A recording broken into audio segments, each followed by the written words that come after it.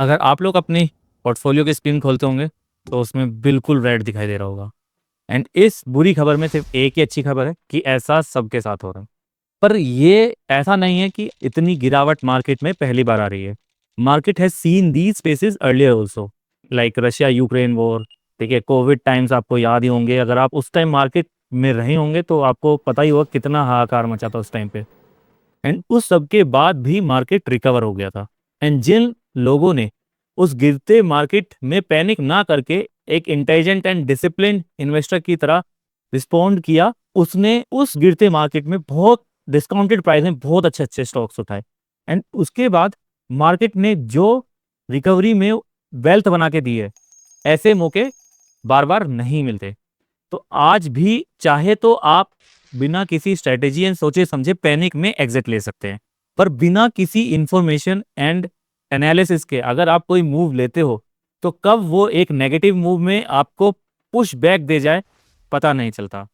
तो इसी वीडियो में हम देखेंगे कि ये पैटर्न जहां फेजेस हमने पहले भी मार्केट ने हमें दिखाए हैं, तो मार्केट ने कैसा रिस्पॉन्स दिया था एंड मार्केट ने कब बॉटम बनाया, कहां से रिकवरी शुरू हुई। एंड जब मैं मार्केट एनालाइज कर रहा था तो सेम एक सिमिलर पैटर्न जो मैंने बनते देखा वही मैं आपसे इस वीडियो में शेयर करूंगा। एंड आपको मैं ये एनालिसिस समझाने की कोशिश करूंगा मेजर 3 से 4 पॉइंट्स में, जिसमें हम डिस्कस करेंगे मार्केट एंड उसका वैल्यूएशंस, यूएसडी आईएनआर का एक्सचेंज रेट का इम्पैक्ट, एफआईआई डीआई का इम्पैक्ट ऑन करंट मार्केट। जिसके बाद आपको अच्छे से कॉन्फिडेंस आ जाएगा कि क्या मुझे मार्केट में अभी इन्वेस्ट करना चाहिए या थोड़ा और वेट करना चाहिए, क्या मार्केट ने अपना बॉटम बना लिया है या नहीं। आप अपना बेस्ट जजमेंट लेके ज्यादा पोर्टफोलियो वेल्थ जनरेट कर सकते हैं। आप यहाँ मेरी स्क्रीन पर देख रहे हैं, हमने ये निफ्टी एंड उसकी पी वैल्यूएशन के चार्ट को यहाँ कंपेयर करने के लिए निकाला हुआ है। ठीक है, ये जो पिंक लाइन है हमारी, ये हमारा निफ्टी का पी है। अगर आपको पी नहीं पता तो पी होता है वैल्यूएशन, मतलब प्राइस टू अर्निंग रेशियो, कि जितना हमारी मार्केट ने एक्चुअल में जो अर्निंग की हुई है उसके ऊपर हमने कितना प्रीमियम पे किया हुआ है। आप आसान शब्दों में इसको ये समझ सकते हो, क्या हमारा मार्केट महंगा है या सस्ता है। ठीक है, अगर महंगा होता है तो गिरने के चांसेस ज्यादा होते हैं, सस्ता होता है तो वहां से गिरने के चांसेस थोड़े कम होते हैं, करेक्शन थोड़ी कम आती है। And this green line chart shows our Nifty number, कि निफ्टी 50 का इंडेक्स अभी कहाँ पर चल रहा है। ठीक है, ये हमारा मूवमेंट दिख रहा है। ये हमारा सबसे पहला रिसेशन आया था जो सन 2008 में आया था, यूएस हाउसिंग बबल की वजह से आया था, जिसमें हमारा मार्केट 6000 से सीधा लगभग 3000 पे आ गया था। और पी वैल्यूएशन जहां पहले 28 की चल रही थी वहां गिर के अप्रोक्सीमेटली 11:30 के आसपास आ गई थी। उसके बाद यहाँ पर ये एक फास्ट पेस रिकवरी आई, फिर दोबारा आप देखोगे तो मार्केट ने रिकवरी बना ली। ठीक है, फिर मार्केट का जो पी था दोबारा 25 के आसपास यहाँ पर चला गया। ठीक है, अगर आप देखोगे तो जब कभी मार्केट गिरता है तो एकदम से उसमें एकदम वी शेप रिकवरी आती है एंड वैल्यूएशन बहुत ज्यादा हाई हो जाती है। आप उस फेज को यहाँ पर भी देखोगे एंड सेम ये वाला फेज हमारा था जब हमारा कोविड आया था। अगर आप यहाँ देखोगे मार्केट कोविड में गिरने से पहले जहाँ लगभग 12,000 के आसपास चल रहा था एंड मार्केट का पीस वही 28 के आसपास चल रहा था। एंड मार्केट में कोविड पैनिक के बाद जब गिरावट आई तो फिर दोबारा मार्केट 12,000 से 8,000 के आसपास आ गया। तो 50% का यहाँ पर करेक्शन देखने को मिला और वैल्यूएशन 28 से 18 के आसपास आ गई। उसके बाद यहाँ से वी शेप्ड रिकवरी थी, के बाद मार्केट ने बहुत ज्यादा हाई वैल्यूएशन पर अपने मार्केट को हम ले गए थे, जहां पर मार्केट की वैल्यूएशन 41 के आसपास चली गई थी। ठीक है, तो ऑब्वियस है कि जब मार्केट इतना ज्यादा ओवर एक्सपेंसिव हो जाएगा तो वहां से वो करेक्शन आनी ही थी। तो फिर वहां से फिर ये दोबारा आपको करेक्शन देखने को मिली होगी कि यहाँ से मार्केट करेक्ट हुआ और यहाँ जाके करेक्ट हो गया। ठीक है, और फिर आपकी वैल्यूएशन गिर के दोबारा 41 से दोबारा लगभग 19 के आसपास आ गई। ठीक है, तो यहाँ पर आप एक पैटर्न को महसूस करेंगे कि यहाँ मार्केट जब 24 के पी के आसपास था, यहाँ से मार्केट करेक्ट हुआ, यहाँ से फिर 24 से करेक्ट हुआ, फिर दोबारा यहाँ पर 24 से करेक्ट हुआ। यहाँ पर भी आप देखोगे इसी रेंज बाउंड में वो ट्रेड कर रहा है। ठीक है, फिर यहाँ पर आप देखोगे कि 24 से करेक्ट हुआ, फिर यहाँ से 24 के पी से करेक्ट हुआ।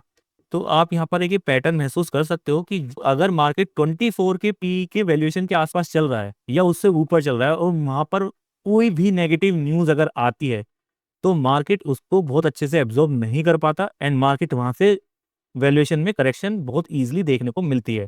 ठीक है, एंड वहीं अगर आप बॉटम देखने की कोशिश करोगे पिछले 10 साल का जो आपको बॉटम वैल्यूएशन का जो बॉटम दिखाई देगा वो आपको दिखाई देगा यहाँ पर 20 के आसपास। ठीक है, यहाँ पर 20 के आसपास, 20 के आसपास यहाँ पर रिबाउंड करा, फिर यहाँ पर 20 के आसपास करेक्शन आई, दोबारा यहाँ पर 20 के आसपास, यहाँ पर दोबारा 20 के आसपास, और अभी हमारा मार्केट 20 के आसपास ही चल रहा है। ठीक है, इससे हम ये एक ऑब्जर्वेशन देख सकते हैं कि मार्केट अपने नंबर पर भी और अपने वैल्यूएशन पर भी दोनों ही जगह अपने बॉटम के नज़दीक है। ये एक वो जोन होना चाहिए जहाँ पे आपको अपना थोड़ा इन्वेस्टमेंट को एलोकेट यहाँ पर कर देना चाहिए, इन्वेस्ट कर देना चाहिए। बाकी मार्केट में हम सिर्फ प्रोबेबिलिटी पे ही रिलाय कर सकते हैं। एक्चुअल में कुछ भी सर्टेन नहीं होता, ये यहाँ से और भी नीचे जा सकता है। एंड अगर आप एक लॉन्ग टर्म इन्वेस्टर हो तो आपके लिए ये एक स्ट्रेटेजिक मूव हो सकता है कि अच्छे स्टॉक्स आपको यहाँ पे डिस्काउंट में मिल जाएं। पर कुछ फैक्टर्स हैं जो यहाँ पिछली बार से अलग हैं, ठीक है, वो मैं आपको यहाँ दिखा देता हूँ कि वो कौन से हैं। ये हमारा चार्ट है जिसमें हम FIIs एंड DIIs की एक्टिविटीज को एनालाइज करेंगे। पिछले एक मंथ का चार्ट है जिसमें आप देखोगे कि FIIs जो हमारे ब्लू बार्स हैं, ठीक है, और ये DIIs हमारे जो येलो बार्स हैं, ये आपको यहाँ पे इनकी इन्वेस्टमेंट एक्टिविटीज आपको यहाँ इस चार्ट में बहुत अच्छे से दिख रही होंगी, ठीक है। एंड ये जो लाइन आप देख रहे हो ना, ये वाली, ये आपको नेट इम्पैक्ट बता रही है कि इसको ये प्लस ये माइनस तो एक्चुअल में पॉजिटिव है या नेगेटिव। देखो आपको यहाँ नेगेटिव दिखाई देगा, ठीक है। तो अब हम इसको डिटेल में देखें तो हमारे जो FIIs हैं वो रेगुलर आपको सिर्फ बेचते दिखाई दे रहे होंगे, ठीक है, और DIIs आपको यहाँ पर परचेज करते दिखाई दे रहे होंगे। तो FIIs कौन होते हैं? FIIs वो होते हैं जो फॉरेन इंस्टीट्यूशनल इन्वेस्टर्स होते हैं, जो बाहर के जो बड़े प्लेयर्स होते हैं, बाहर के insurance company, mutual fund, pension plans, जो अपने एसेट्स को डाइवर्सिफाई करने के लिए इंडियन स्टॉक मार्केट में इन्वेस्ट करते हैं। लेकिन अभी पिछले कुछ टाइम से वो सिर्फ इंडियन स्टॉक मार्केट से एग्जिट ले रहे हैं, लेकिन उसका इतना बड़ा इम्पैक्ट आपको देखने को नहीं मिल रहा है क्योंकि जो हमारे डोमेस्टिक इंस्टीट्यूशनल इन्वेस्टर्स हैं, like big mutual fund, pension plans, LICs, जितना FIIs बेच रहे हैं उतना ही वो इन्वेस्ट कर रहे हैं और उनके पास पैसा आता है हमारी ही रिटेल इन्वेस्टमेंट से, जो हम रेगुलर SIPs करते हैं, इन्वेस्टमेंट प्लान खरीदते हैं। ये हमारे स्टॉक मार्केट को तो गिरने से रोक पा रहे हैं, ठीक है।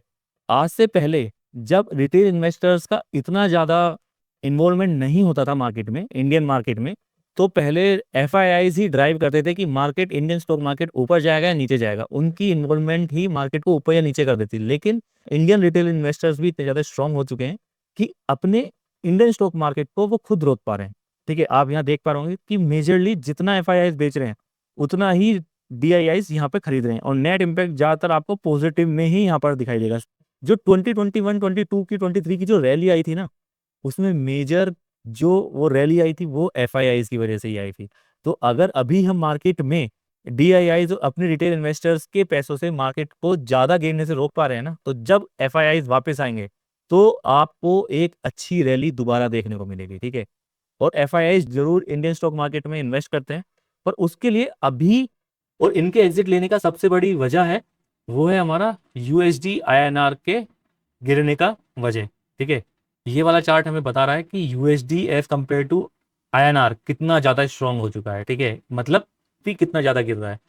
ये भी one of the major reasons है की वजह से FIIs इंडियन स्टॉक मार्केट को एग्जिट करके जा रहे हैं। जैसे कि आप लोग जानते होंगे, इंडिया जो है वो एक इमर्जिंग मार्केट है, तो यहाँ पर रिटर्न ज़्यादा है तो रिस्क भी थोड़े ज़्यादा है, ठीक है। एक्स्ट्रा रिटर्न के लिए FIIs इंडियन स्टॉक मार्केट में इन्वेस्ट करते थे। अगर सपोज FIIs को यहाँ पर 15% का रिटर्न बना रहे थे, लेकिन जहाँ रुपी अगर पूरे साल में 2% भी गिर जाता है तो उनका जो नेट इम्पैक्ट आता है वो सिर्फ 13% आ जाता है, ठीक है। और INR इससे ज़्यादा गिर रहा है। फिर वो FII सोचेंगे ना कि क्यों ही हम एक्स्ट्रा रिस्क लें, नेट रिटर्न हमको कम ही मिल रहा है। तो वो एग्जिट करके यहाँ से उस मार्केट में शिफ्ट हो जाते हैं जहाँ पे उन्हें ज़्यादा रिटर्न मिलता है, कम रिस्क मिलता है, ज़्यादा अल्फा जनरेट कर पाते हैं कम रिस्क के साथ। अभी आपको शायद पता हो, US फेड इंटरेस्ट रेट्स भी पहले से काफ़ी ज़्यादा हैं, जहाँ पर उनको रिस्क फ्री रिटर्न बहुत ईजिली मिल जाता है।